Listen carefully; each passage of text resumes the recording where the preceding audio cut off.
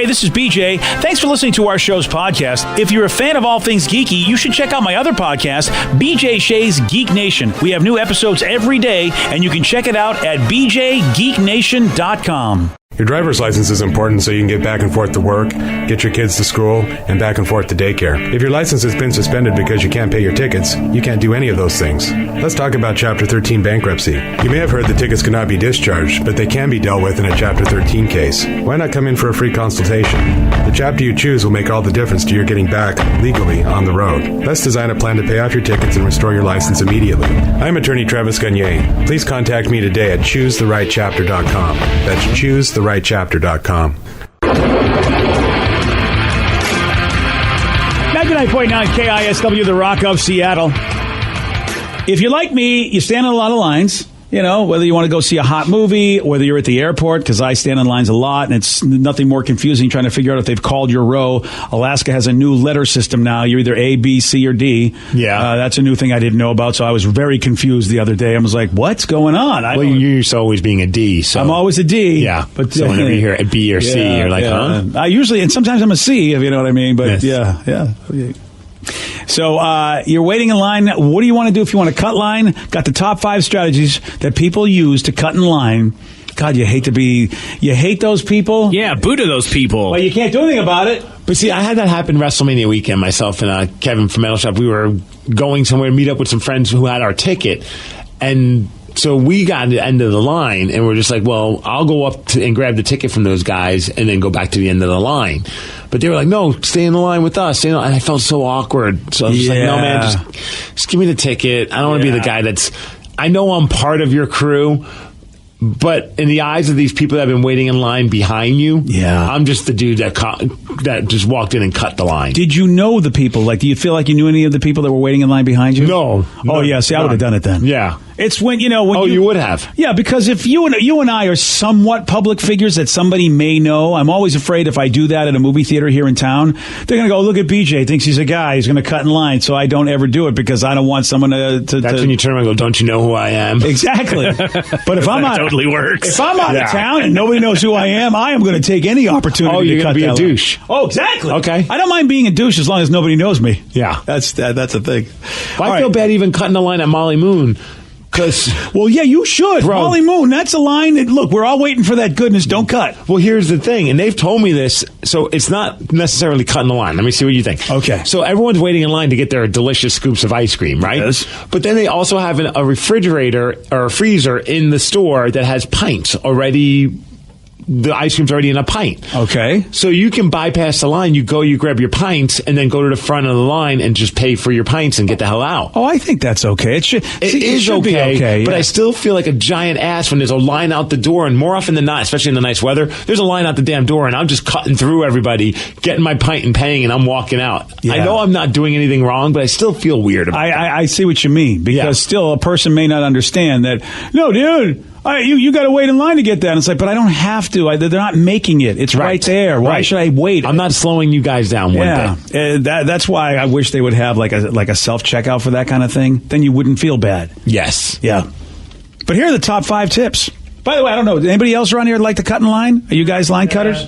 No, everybody's saying no. Well, I don't like doing it normally, but then there was one occasion at a show, my friend I was with, actually she works here, knew the guy that was in charge of the line, and she kind of gave him this look like, hey, there's a very long line, and he's like, oh, yeah, this is your spot. I was saving it for you. This is the guy in charge of the line. Oh. And so he let us in early. Wow. But see, every dude knows that the pretty girl is always going to get to the front of the line. Yeah. We know that. I mean, I can't get upset. I get upset, but I know how it goes. Usually, like especially clubs, they want women in clubs, so I know that my fat ass is going to be lucky to get in there at all, let alone whether or not I have to stand in line. I had that happen once though at the Fifth Avenue Theater. We were going to see some play. I can't remember. It was a whole group of us, and the one lady that was part of our group, she was kind of like the ringleader, and she's like, "Let's just go." And there was like a line of people trying to get in, and all of a sudden we just walk right through the doors and go in.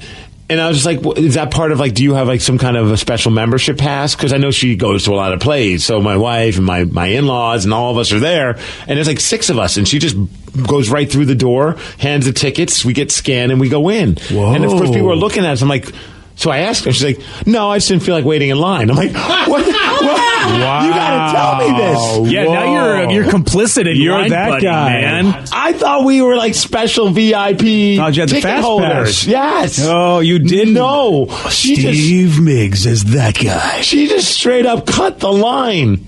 Wow. Damn. That's audacity.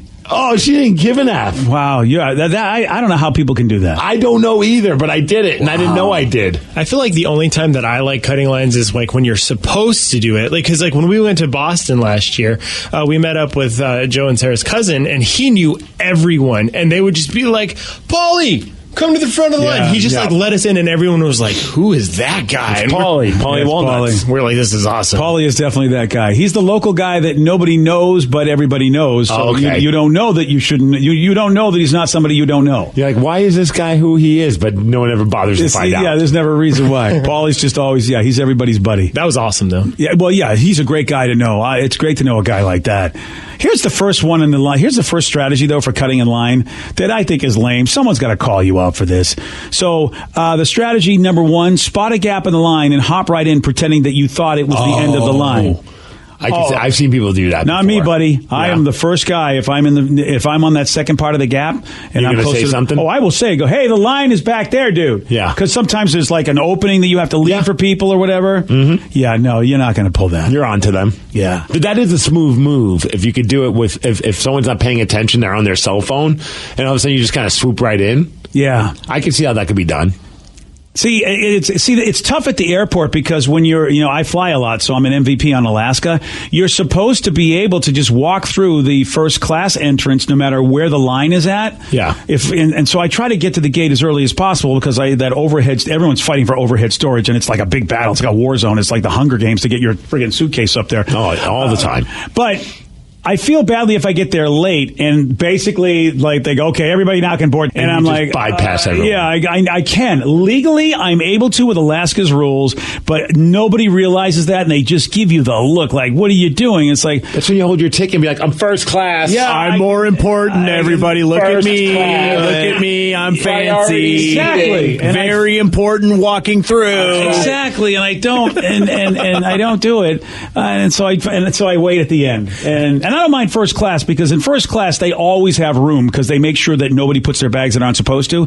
So I don't mind doing that. But when I'm not first class, then it's a big fight. But I still, as an MVP, get to go on the plane before everybody else. That's why I don't use the overhead, man. I never have any stress of that. You're good call, Steve. Talking about flights, it reminds me of the one time I actually did sort of butt in line, but it really wasn't, I didn't do it on purpose, but we were waiting for a flight and it was to go get married. So I had all my steampunk gear and I couldn't fit my cane or my hat with me. So I was just literally just standing in line with my big old cane and my steampunk hat, just wearing it, just, hanging out.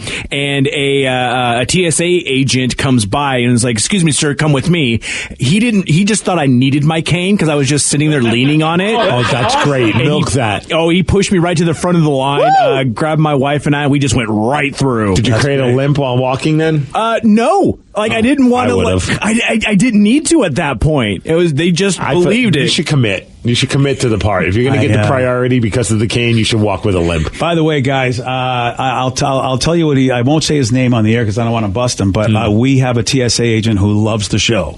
Oh yeah, So you know the dude. Well, maybe it's a different dude, but I've met a few TSA guys that listen to the show. They're awesome. If they spot you in the airport, they treat you like royalty. Yeah. And so, but I don't want to say their names because I don't want them to be busted. Yeah, the pat down is extra cool. Yeah. They really treat you like royalty. Oh yeah, baby. I feel like I feel like we know each other. I mean, nothing beats having a guy touch your junk. I love the show. Yeah, but I don't do that much anymore. Yeah. Are they not supposed to do that anymore? No, they don't. Yeah. Oh, I always spread it. Just kidding. Wow. So here's the number 2 tip for cutting in line. And let's see if you guys think this is lame. Start talking with someone who's got a good spot in line, possibly a friend or maybe even a stranger, and then stay up there with them in the line. What stranger's going to fall for I've that? had somebody do that with me. Unless it's a super hot chick and you're just like... That's who did it with me. Yeah. And I'm like, she's like, oh, hey, I'm blah, blah, blah, blah. I'm like, oh, hi. She goes, is this a thing? What do you, and then she goes, hey, what'd you think of these movies? I'm like, they're good. And then I'm realizing, oh, you're going to stay right here. And I'm ain't like, having it? and I'm like, well, I didn't know what to do at that point. It's like, because you're having a friendly conversation, you're being nice. And then it puts me in the position. And then it's like, well, she's not affecting my place in line. So that's the other thing I thought. And she's hot. And so it's like, well, so it's a tough one. Yeah. What I was hoping is somebody else would call her out, but nobody, because it's, Seattle, nobody ever does. And so she got to hang there, and I thought, and she at least let me go before her. That was smart, because if she cut me, then maybe I would say something. Right. But instead she's like, oh, hey, I'm just going to, it's one of those things like, I'm going to stay right here now. I'm like, oh, I really thought I was interesting. I'm just a spot in line. Damn it, I fell for it again, pretty girl. How about this one? They lie to the other people in line by saying they're going to be late, so those people will let them in. I've experienced that while waiting in line at TSA, oddly enough. I think this happens a lot at the airport. Somebody's freaking out. I'm going to miss my flight. Oh, my gosh. Yeah. And I'm just like, well, we all know how this works. Yeah. What took you so long to get here? Were you waiting till the last second? I mean, I never used that excuse, but I've cut in line in the women's bathroom because I said I need to puke. And this was at a dance club. So I've done that. That's a good one. But I actually did have to vomit. Because nobody wants you to vomit on them, so I'd let you through. Yeah, so if you just say that, if you need to cut in line in a bathroom, just say you have, diarrhea or you have to vomit. They'll let you in. Well, what if you say you have both? Yeah. Then basically, it's like collateral damage everywhere. They'll be like, yeah, let her in, we're all leaving. It's a weird dance. How about just rapidly start apologizing as you're cutting in line, and hopefully that'll get it done. That's number 4. These are the lamest friggin' excuses for cutting in line. I've seen people do that. Self-important, douchey people. Sorry. Oh, I'm so sorry. Like, they're not sorry, and they don't have a good excuse. It's like, sorry for what? You're basically smacking me in the face and telling me you're sorry, and you have no... Yeah. That's not a sorry. Or they go to the front of the line pretending they just have a quick question for the staff. Ooh. Oh, that's some nerve. Okay. So they ask the question and then just think they could just kind of mosey on in? Yeah. Damn. That one I like the best. Because I always have a lot of questions. BJ and Migs, mornings on The Rock, 99.9 KISW. 99.9 KISW, The Rock of Seattle. There are crazy people in this world. No. There really, really are. I think I know why other countries might hate America. There's crazy people all everywhere. I know, but, sometimes they think that, we spend way too much money and we're greedy people. Other countries just, Okay. And this headline is not going to really help to spell that. A woman spent $4.5 million on her wedding just to make her ex jealous, which... You're saying that this is why they're going to hate us here in America, right? Yeah. Where is this woman from? Wait a second. You're right. I thought it was us. Oh, we're good, Steve. Woo! Hooray! Where's she from? I just assumed by reading that headline that it was us. See, man, you're the problem with this You're world. right. You read the headline, you don't bother to read the story, and then you just spew off opinions. You're right. America is awesome, and I'm proud to be an American. Do it! And I'm proud to be an American. Wow. BJ, you pulled the millennial move there. Yeah, I sure did. You're the problem with people. I am a problem. I honestly, you're absolutely right. They clickbaited me because I thought for sure this was somebody in America. Not BJ. All right, let's find out. So where is this person from? Headlines. Russia. Wow. The Cold War's back. That's right. Oh, so she's 19. Her name's Irene. Her father is a Russian oligarch who's worth $3.5 billion. And in January of last year, she got married. The wedding cost $4.5 million, most of which went toward performances by Mariah Carey and Elton John. Oh, bro. Wow. Not my two choices for wedding bands, Wow. but still pretty incredible. I would definitely, even if I didn't like her, I would go to that wedding. Now I know why it cost $4.5 million. They had to at least pay a million apiece to either one of them, if not more. Oh, man, you got $4.5 million to work with as a wedding budget. What band are you having performing at your wedding? Oh, you know I'm going to have my boy. You have Collective Soul? Of course I'm going to have Collective Soul there. And if 4.5 million can help get Mariah Carey and Elton John there, Ed Roland and the boys are coming to my wedding. See, I don't know if I would go with Pearl Jam or Alice in Chains, like my favorite bands. I don't think it'd be odd if like Faith No More is playing my wedding. I think I might go with the Bee Gees. The Bee Gees. Surviving members, or Daft Punk. Daft Punk, I think, could throw on Party. Yeah. Oh, gosh, yeah. That's a good call, Steve. That'd be so amazing. That's a good call. Daft Punk and the Bee Gees, and at some point they have to collaborate. I'm giving you $4.5 million. You better do what I say. I'm a bridezilla. Jeez, I want to hear that now. Yeah. Right? Wow. I really do. I don't think I want to go to your wedding. What about you, Rev? You just blew my mind with that one. I've got nothing now. Nothing's going to compare to that. What are you talking about? That's right. Yeah, no, Daft Punk and the Bee Gees. And the Bee Gees together. Yeah, that at least Barry Gibb. Is Barry Gibb alive still? I don't know which Gibb is here and not. You know what? I always confuse them. I don't know who's still with us and who's not. I just saw them on MTV Live, and they sounded fantastic. He's still alive. All right, Barry. Yep, 71 years old. 71. Maybe Fleetwood Mac, just because that'd be kind of cool. But they're not upbeat enough, man. What are you talking about? Don't Stop Thinking About Tomorrow. Great wedding song. Don't stop. And then what about the cocaine song? It's a very depressing song, but it's there we go. It's about coke at least. What about you, Vicky? See, I'm trying to think of like any romantic bands. All mine are very angry and sad kind of music I listen to. So right, you can't think about your favorite band. You got to think about the band that's going to be best for your wedding. I think somewhere between either Snow Patrol, if I'm thinking more romantic, or Kesha, because I think that's going to be a party. It had the two. Oh, Kesha? Yeah, Kesha will be you guys will get after it if Kesha's at the party. But she does especially on her new album, she does some love type songs, or even just some fun. She has one song about Godzilla. Oh, really? And how she falls in love with Godzilla. It's really cool. Now, do you want nice Kesha? Because I heard that she's like, kind of cleaned up a little bit and she's not as crazy. Because I think party Kesha's the one you want. $4.5 million, she does what we want her to do. Kesha, start drinking. Dude, I found the chick of this bride just hanging out with Mariah Carey on her wedding, just dancing it along. Like, oh my God. And Mariah in her head's like, this crazy woman just paid a lot of money for me to do this. This is fantastic. I'm looking at that video. That's easy money. That's surreal. Like, here you are, you're just having your wedding and Mariah Carey's singing for you. That's big money. Somebody says I'd have Steve Aoki or DJ AM. Okay. And the person says Bones playing my wedding. Bones were great at Pain in the Grass. I really love that band. All right. I don't know if that'd be my wedding band, but Bruno Mars. Oh my gosh. Oh, yeah. Marty nailed it. Marty from Tacoma. Yeah. Bruno Mars would be the perfect one. You're right. Man, Bruno Mars would probably end up stealing your wife, man. That could happen. You're right. Yeah. It's a good story, though. Because remember, if you're the one that's got the cash, because it's daddy that's got the money, yeah, Bruno will be like, you know what? I'm going to do more than sing at your wedding, sir, your daughter's wedding. I'm going to be the wedding guy. So here's the thing. She admitted that she threw this $4.5 million wedding that Pops paid for just because she wanted to make her ex jealous. So she's marrying this dude, but really is still pining for the ex, wants to make him jealous, and it worked. She just ended things with her husband. $4.5 million wedding, and they're not married anymore. And she's back with her ex. What is... Oh, Dad's got $3.5 billion. What's that, like a $20,000 wedding for most people? That's a good... Yeah, you're probably right, Steve. Still be pissed. I would be out of my mind. But you did get Mariah Carey and the other person, Elton John, to perform. Yeah, that's a big party. It's Elton freaking John.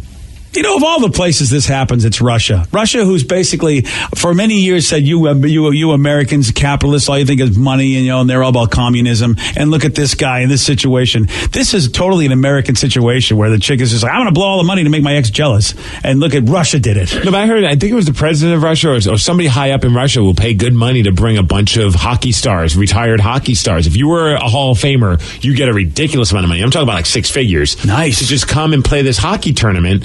And the only catch is you have to make sure that his team does not lose in the tournament. Oh. Yeah, I heard that about Putin. Wow. Yeah, it's Putin. That's right. Putin will actually play these games, and you want to make sure and lose. I have friends that play in the NHL that have gone, and they say it's the most incredible experience. They roll out the red carpet. You eat like kings. You're treated like kings. You get paid handsomely. I mean, enough to get by for the entire year. Like, you do this once a year, and that you can live off of what he's given you. But there's one rule. But the catch is, you better not lose to him. I mean, you better not win over him. Like, you better lose. Wow. So I keep telling him, like, bring me as your goalie. You're guaranteed to lose. That's a good point, too. You can have a full squad of NHLers, because he also stacks his team with NHLers. It's not like, but you don't want to piss him off. because you want to come back next year. And you probably have to make it look like you're trying to win while you lose. I have a feeling he doesn't care. Yeah. He just wants to win. Which is so bizarre to me. You know, there was I don't know, maybe was it the DuPont guy? Steve Carell played him in the movie, and I think he sponsored some wrestlers, and he was the same way, where if you beat him, like he would try to wrestle because he thought he could be a wrestler, and if you didn't let him win, like he was pissed. I can't believe these people exist. Putin exists, and you've got to let him win. What is he, Chewbacca? I mean, I don't understand. It's the movie you're thinking of is Foxcatcher. Yeah, Foxcatcher dude. Yeah, that guy. Oh, okay. That guy was the same way. Oh, how about that? Yeah, and he had a ton of money, but you had to let him win. It was just like, wow. I'm liking some of the other text people are bringing in for who they would pay $4.5 million to play. Okay. Justin Timberlake and Jimmy Fallon as the Gibbs. Oh, yeah. Yeah, because then you can have JT do his own stuff. But see, I would like Andy Samberg to show up, and then he and JT could do a little D and the B. Dude, Lonely Island? Yeah. That would be Yeah. so cool. Lonely Island, yeah. They show up for the after hours when Yeah. all like the old farts go to bed. Then you get weird. I want them, like, after I consummate the wedding to, like, just kind of be standing outside the hotel room. Yes. And it feels so good. Yes. All right.